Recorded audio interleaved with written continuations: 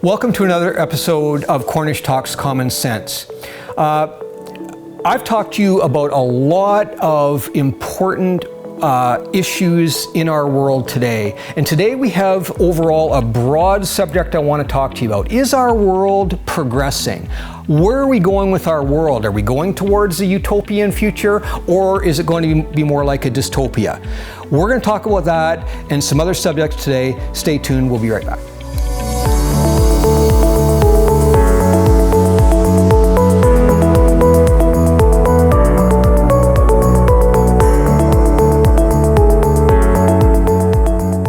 Welcome. Hello. My name is Phil Cornish. I'm your host for Cornish Talks Common Sense, and we are here for another segment today.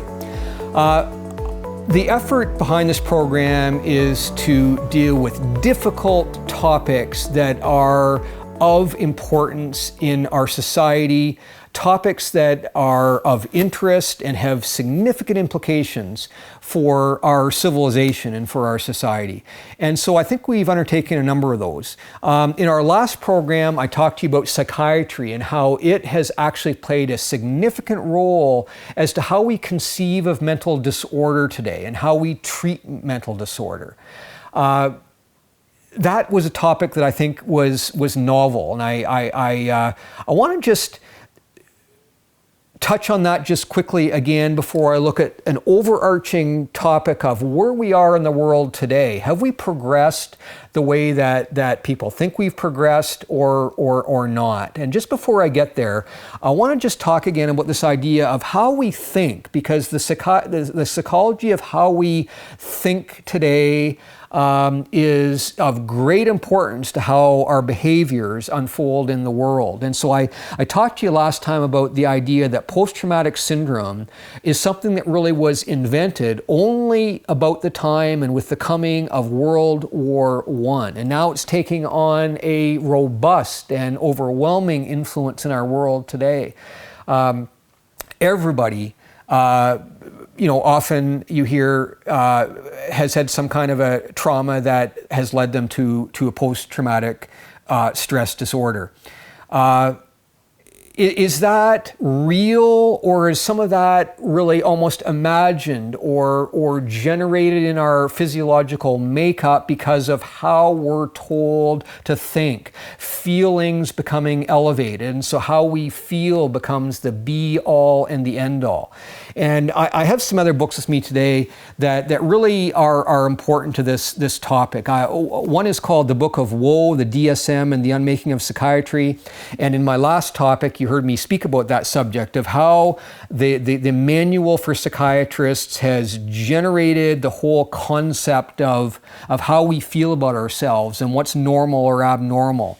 And another book I have today is one called It Didn't Start With You, How Inherited Family Trauma Shapes Who We Are and How to End the Cycle. And this is a fascinating book that shows that how intergenerationally, again, behaviors can be thrust upon you. Sometimes it's subconscious, sometimes it's conscious. Sometimes it's done unconsciously by parents to children and so on that generate this flow of feelings and how to handle behaviors that are considered traumatic. And so this kind of topic has become significant in our world today. And it's led to the creation of one other kind of thinking today. And that's the idea that everybody is now seen as being a victim. And I have one book on that topic with me today, a book by Charles Sykes called A Nation of Victims, The Decay of the American Character. And we see this today in our world. Everybody wants to take on the mantle of being a victim by saying your feelings were hurt and you were offended. And we've talked about that a lot in our past programming, how it's become a mantra of the modern woke cancel culture age to be viewed as offended, and that they're even prepared to lie and generate falsehoods because of the idea that it's better to lie than it is to be offended. And it's created a culture of victimization in our society today, generating factionalism and generating conflict, as we see happening with Black Lives Matter and anti-colonialism and the notion of white supremacy. All of these things are all generated just in our modern era by these kind of background mental and social constructs that have led to different thinking, distortions about mental health and what is normal behavior, and a culture of victimization that everybody seems to want to claim. Now, how did this all start? Well, remember the basic themes at the start of our programming that I ran through, and I just want to touch on those quickly today.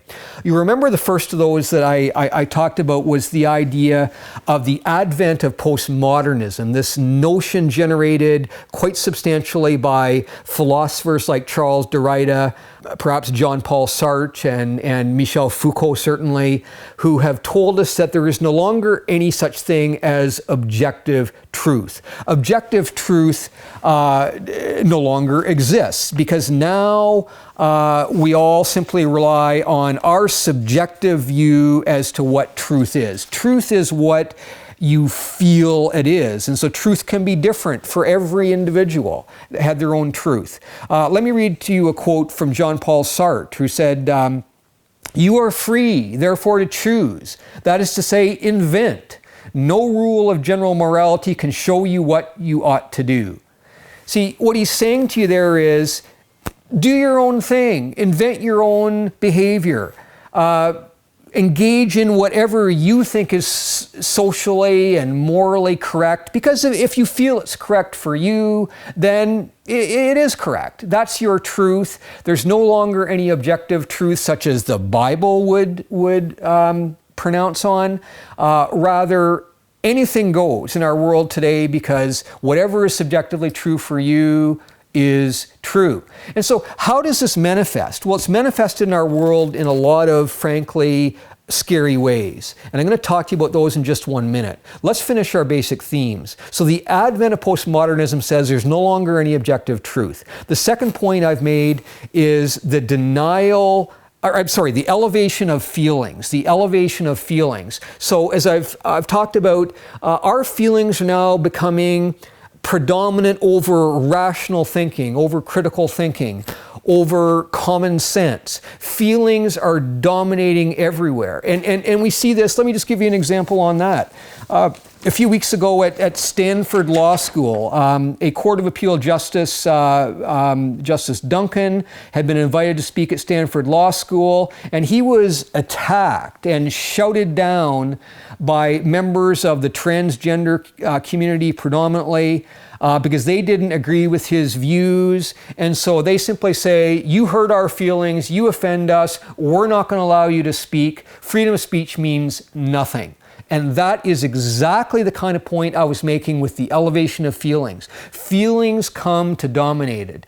You offend me. What you say makes me feel bad, and you can't do that. So we're then forced to engage in an enforced affirmation. You have to agree with the juggernaut of new values that's displayed in the transgenderism movement, the woke movement, cancel culture. It's an enforced ideological terrorism, as I've spoken to you about before. And it's all generated by feelings, the domination of feelings, which is dangerous. And critical thinking and common sense are now being displaced. And that will lead us into great peril. The third idea I talked about was the denial of eschatology, the idea that we're alone in the world, there is no God. You know, God is dead, as Time magazine said. God is dead, as Friedrich Nietzsche said. God is dead, we're on our own, so the world that we live in is all that's important. And so preserving that and climate change and countering that and controlling the forces of nature with a great hubris, this falsehood that thinks we can control our world. That's all that matters to woke and transgender people today, or I'm sorry, woke and cancel culture people today, and frankly, the majority of people today that would not consider themselves to be, from a conservative perspective, because if there's no God and all that matters is our world, then we better fix it. We better engage in controlling climate change, or we'll be gone, as Alexandra Ocasio-Cortez would say. Well, the world will be gone in 25 years. And that kind of nonsense, that kind of lies that are perpetrated by people who are denying the idea that there is a plan that God has unfolding for mankind, are leading us into perilous, wrong-headed thinking. So what kind of things are happening in our world because of it? Well, I'm going to give you a fourth theme today that I've considered over the last while, and that is the subordination of sin. The subordination of sin. Well, what do I mean by that? Well, our world today has become impervious to behaviors that in past times we would consider to be wrong, that behaviors that we would consider to be immoral or wrong are now viewed as being permissible. And so we see this gradual decline of morality over time. I have a book I thought I brought with me today, and I don't know if I'm going to be able to find it, so I won't take too much time with this. But it's a book by a psychiatrist, actually, named Dr. Carl Menninger. And he wrote a book called What Became of Sin? And that's going back to the 1960s. What became of sin? Where did it go? And so sin has been subordinated so that we don't talk about it anymore. The whole idea of sin is poo-pooed. There's no such thing as sin anymore. Behavior, because it's subjective, is permissible. Whatever you want to do is essentially okay, as long as it's in line with the secular values that we have today of DEI, right? Diversity and inclusion. You know, these ideas that force us to behave now in ways that say that, you need to be diverse and inclusive and so on. And so, and this powerful notion of equality or equity, which I submit is virtually undefinable.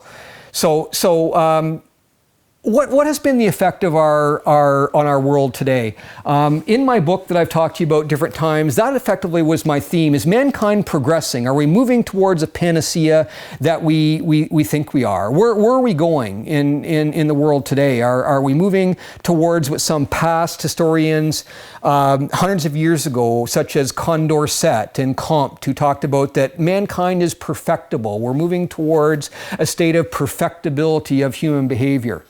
And I'm going to suggest to you this is a falsehood. This is another bill of goods that you've been sold. What is happening in the world today? Well, contrary to those like Steven Pinker, who has written a book called Enlightenment Now, The Case for Science, Reason, Humanism, and Progress. And a more recent book he's written on rationalism.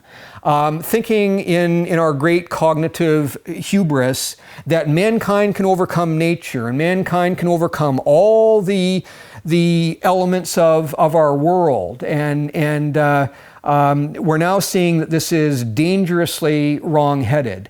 We don't think rationally because our feelings have come to dominate, and we have allowed false philosophies like humanism and cancel culture and wokeism to guide our behavior.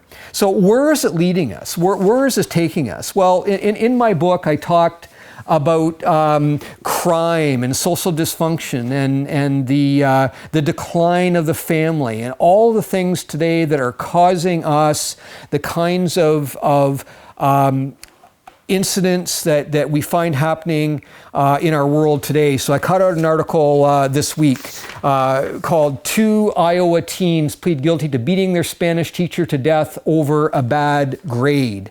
Is that what our world's come to? That students will kill a teacher because they get a bad grade? Well, look at what I said in my book just now 25, 30 years ago, where I talked about the decline of the family structure and where our society was moving. And I talked about, at page 7 of my book, a teenager kills his parents for the insurance money. An 18-year-old hockey player, disgruntled after being cut from his team, slashes the throats of 2 teammates and leaves them for dead. A mother hatches a murder plot in an effort to secure her daughter a spot in a high school cheerleading squad. Parents of a 13-year-old lock their son in a closet, leaving him to starve. These kinds of stories I talked about 30 years ago, and they're only increasing and growing in our world today, such as the one I've talked to you about just a moment ago. And we're seeing this in all kinds of dysfunction, where we see just this week as we tape this program that 3 people, including a young 6-year-old girl, was shot by a person, a neighbor, because they rolled a basketball into his yard. And 2 other girls, cheerleaders, who tried to get into a wrong car in a parking lot and were shot. I mean, these kind of behaviors are now happening in our society all over the world. And we could go on and we can talk about war, Ukraine. We all know about the impact that's had on us.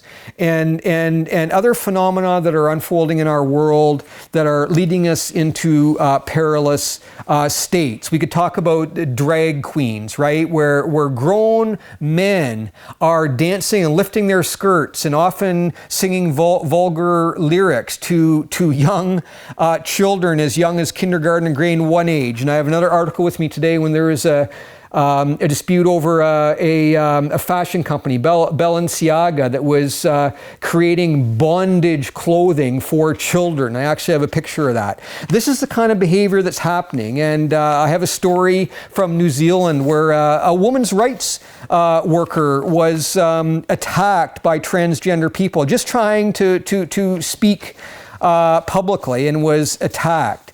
And so what we're seeing, you'll recall from a prior program I said, is we're living in a world that has become unglued, where all the things morally that held us together are now becoming unglued. And we're seeing the kind of decadence and immoral behavior happening everywhere in our world. I cut out one other article today, a new TV show called reality TV, MILF Manor, where different mums watch their sons flirt with other mothers. If you can imagine, this is the kind of thing that is normalized in behavior today. And let me throw out another one. I saw this by accident on a certain television channel a while ago, a program called Your Pretty Face is Going to Hell.